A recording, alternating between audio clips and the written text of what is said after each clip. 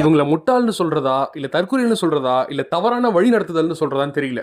தொடர்ந்து நம்ம இதை சொல்லிக்கிட்டே இருக்கோம். ஆனாலும் இந்த தவறு நடந்துட்டே தான் இருக்கு.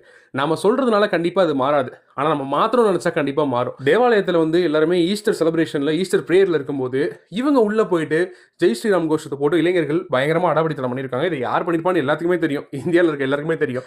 இந்த மாதிரி சம்பவம் பண்ற இந்த நபர்கள் இருக்காங்க இல்லையா, இவங்க 100% தற்குறி. ஏன்னா உண்மையா கடவுள் பக்தி இருக்க யாருமே அதை பண்ணவே மாட்டாங்க. உங்க பக்கத்துல இருக்க ஒருத்தர் ஹிந்துவோ கிறிஸ்டினோ முஸ்லீமோ ஏதோ ஒரு மதத்தில் இருக்கட்டும் இல்லையா, அந்த நபர் வந்து ஒரு முட்டாள்.